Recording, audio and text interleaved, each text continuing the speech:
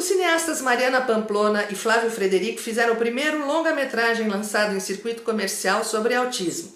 Eles levaram 2 anos para finalizar o documentário chamado Em um Mundo Interior. E é sobre isso que nós vamos conversar com eles aqui no Papo Inclusivo de hoje. Olá, tudo bem? Como é que surgiu a ideia do documentário? Por que o interesse pelo autismo e não síndrome de Down, por exemplo? Bom, eu sempre tive vontade de fazer um documentário sobre crianças, eu gosto muito de crianças, que tivessem algum tipo de dificuldade, né? Que para elas não fosse fácil estar no mundo.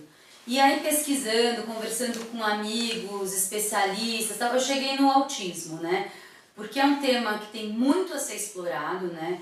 O autismo, ele não tem causas definidas, ele ainda não tem cura, né? Existem hipóteses mais prováveis para as causas, outras menos, mas o fato é que não existem causas assim definidas, fechadas, né?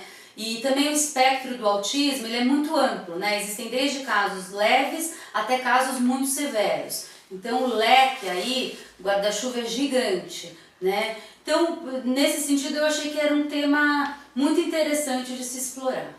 E você falou a questão do síndrome de Down, né? Quer dizer, a síndrome de Down já foram feitos documentários, foram feitos filmes de ficção, apareceu já novela, a população está mais esclarecida sobre a síndrome de Down, como lidar com pessoas portadoras da síndrome de Down. No caso do autismo, não.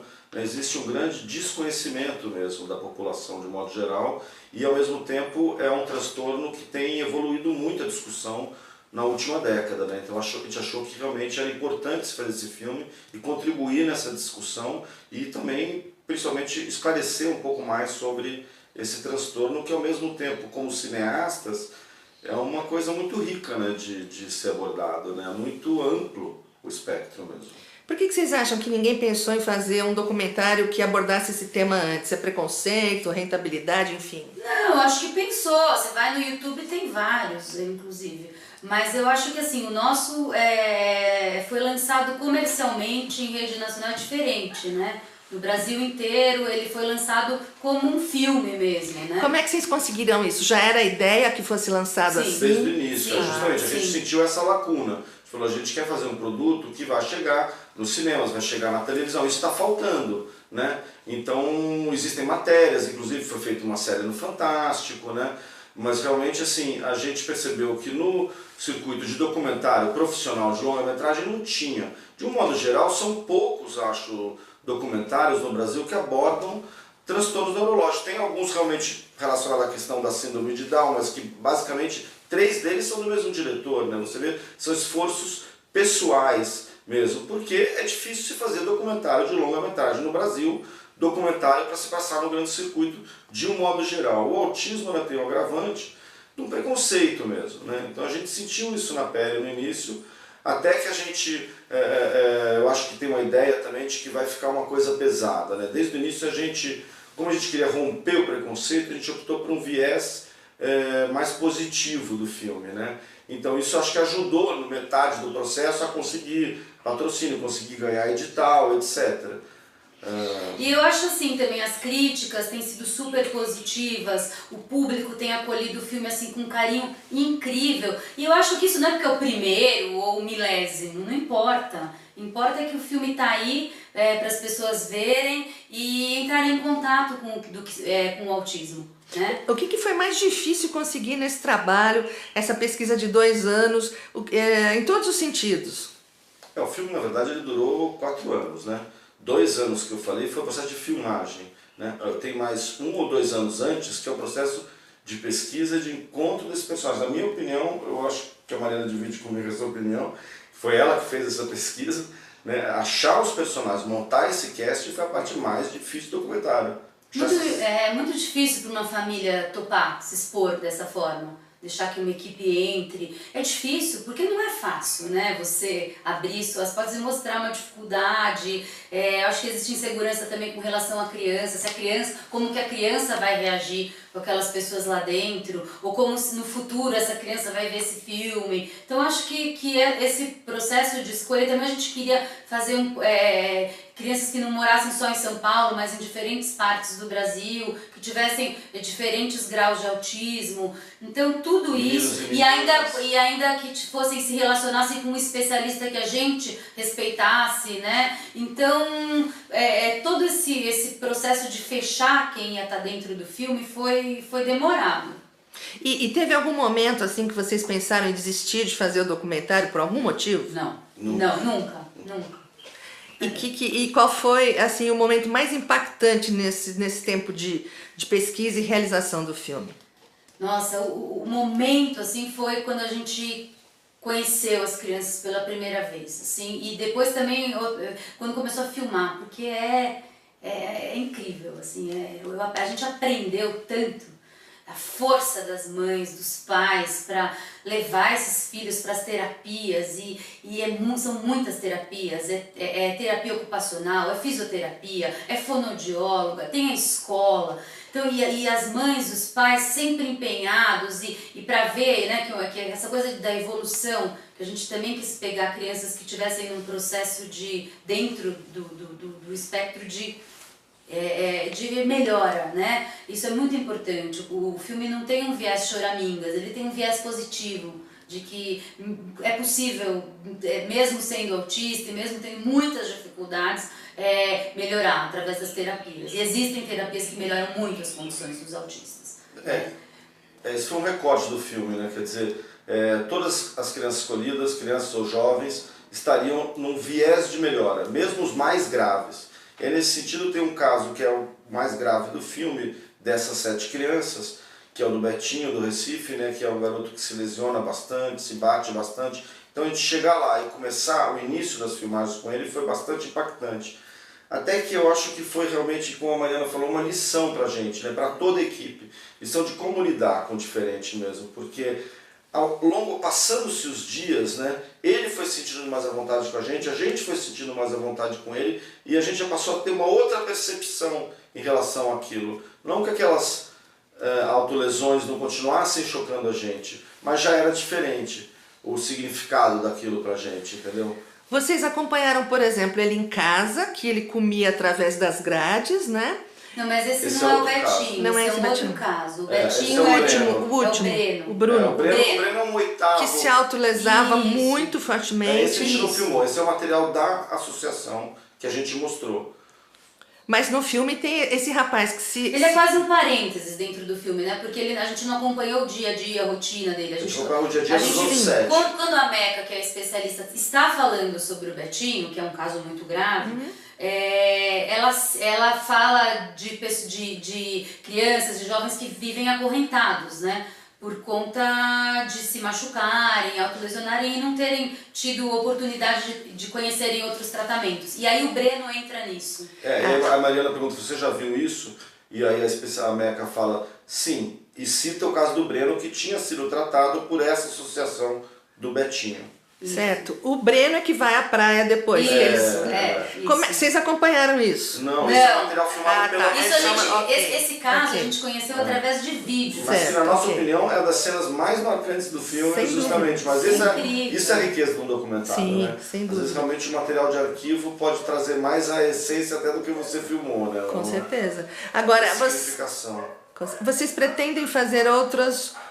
quais são os próximos projetos? Vocês querem fazer séries... aproveitando esses temas, como é que é? O que vocês pretendem? Mas próximos projetos com relação ao autismo? Não só autismo, ou nessa linha de... Já existe um que é chamado de spin-off, né, que é um produto derivado desse longa-metragem, que é uma série que vai entrar no final do ano no Futura. No final a gente teve, quando o Futura conheceu o projeto do jeito que a gente estava abordando, eles se interessaram muito, que vai ser uma série focada em cada personagem, cada episódio é um desses personagens. Fora isso, a gente está finalizando um outro longa-metragem documental que a gente está dirigindo junto também, produzindo, que é sobre o grupo Rumo, um grupo musical paulista que fez parte da vanguarda paulista dos anos 80, 90. A gente vai a fundo para entender, né? Sim, agora dentro desse tema dos espectros, das síndromes, vocês pretendem seguir, já que ele foi comercializado, que vocês são pioneiros na questão da comercialização do documentário, vocês pretendem seguir essa linha futuramente? Tem algum projeto? Olha, a gente tem ideia Pode falar. A gente tem um projeto de fazer com crianças, com adultos, né, jovens adultos, né? Uma segunda temporada. Uma segunda temporada, por exemplo, para o Futura. Que é autismo também. Do Mundo Interior, seria a continuação, né? Tipo ou para assim, um outro canal que se interesse também. Sim. Mas a gente ainda tá em processo de conversação, ainda é uma coisa muito embrionária. Vocês falaram que aprenderam muito, obviamente, com todo esse trabalho. O que você acha que aprendeu mais? O que foi mais marcante em termos de aprendizado? Nossa, acolher o diferente, a olhar, ver que dá para chegar junto, mesmo com o Betinho, no começo eu fiquei tão assustada com ele, assim, porque é muito chocante. A gente não mostra tanto no filme quanto que ele se bate, porque a gente não queria fazer uma coisa muito apelativa também.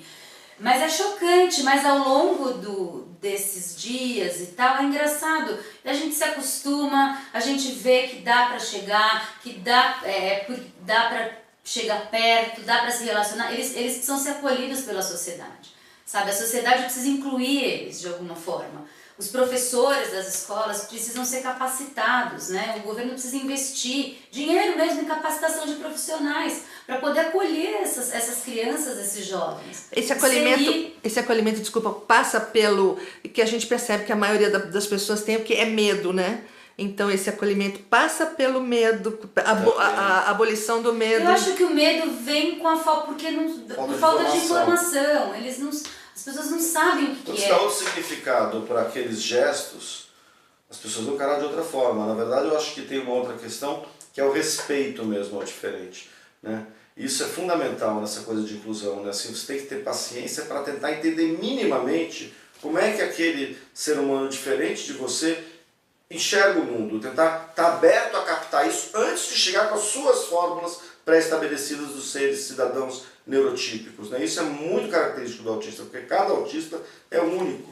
Então, se você não se propõe a ter paciência, respeito, ouvir e tentar entender, mesmo assim é difícil. Agora, você não faz nem isso, já vem com ideias preconcebidas do que é bom para uma pessoa diferente, do que não é, por que ele tem que sorrir se eu fiz uma graça.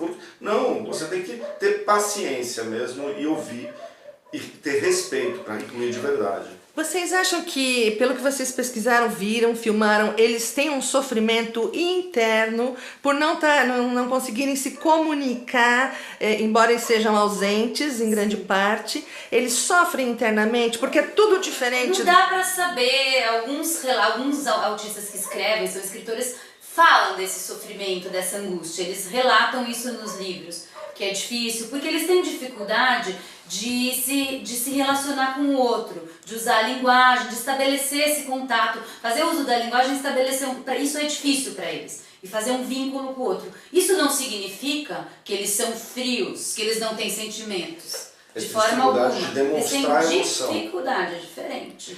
Né? Vocês falaram bastante sobre as mães, sobre o trabalho do dia a dia dos familiares, e numa das entrevistas o Frederico falou sobre mãe terapia, que eu achei interessantíssimo. Queria que você falasse um pouquinho. Isso foi o que a gente falou assim, o que está em comum? Cada um segue uma linha de abordagem diferente, e dependendo do seu filho, vai ter uma coisa que vai funcionar mais e outra que não, e a única pessoa que realmente vai conseguir saber isso é a mãe. Né? O pai também. Os pais. E essa dedicação faz com que realmente o mais importante, eu acho, para a evolução seja o que eu chamei de mãe terapia ou pai terapia, que seria essa dedicação dos pais para tentar entender esses filhos e fazer eles evoluírem e principalmente cobrar eles, porque a tendência um pouco do autista é o isolamento. Né? Então ele prefere não tentar, ele prefere não sair, ele prefere não ir. Essas mães e pais ficam empurrando esse filho o tempo inteiro e ele gosta quando ele vai.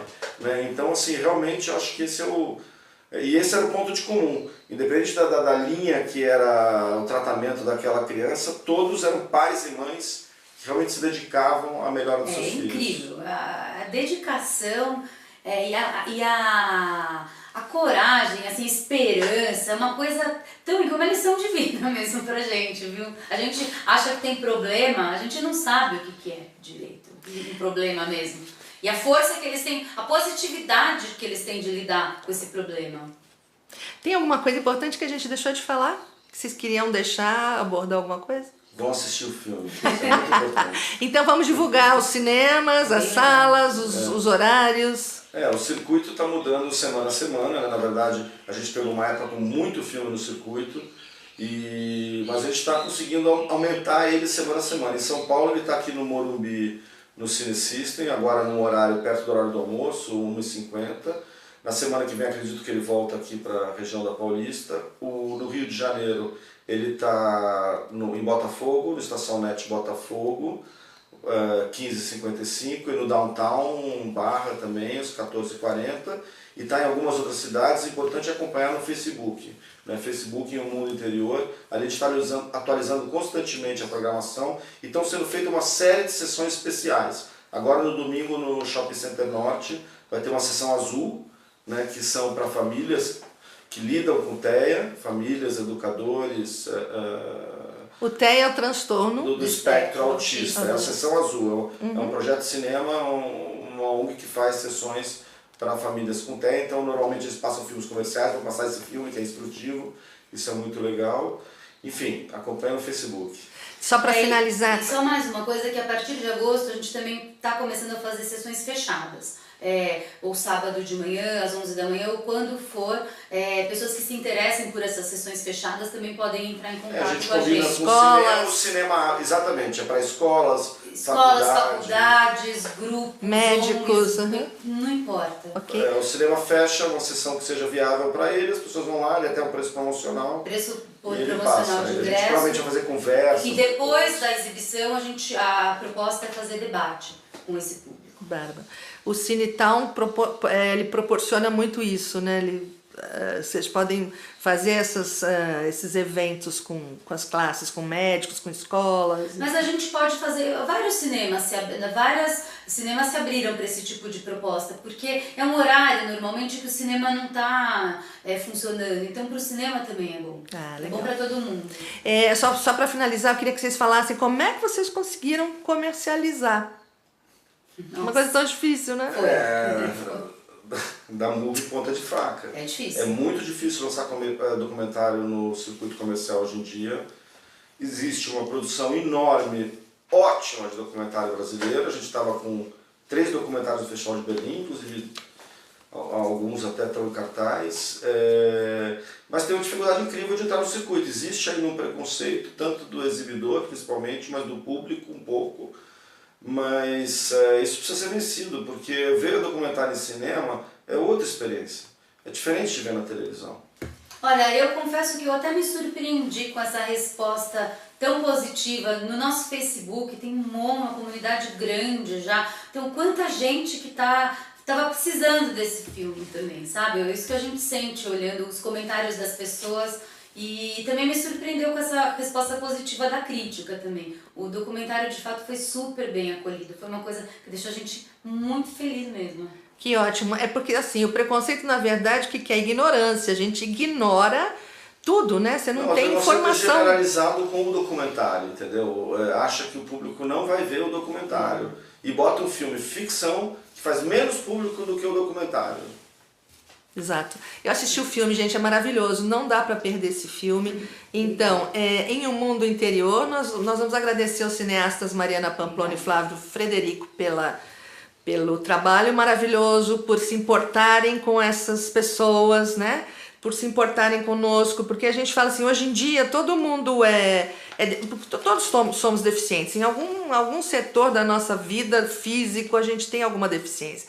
Então, o trabalho diferentes. O trabalho que vocês estão fazendo realmente é maravilhoso, impactante e precisa ser realmente visto por todos nós. Obrigada, parabéns. Obrigado.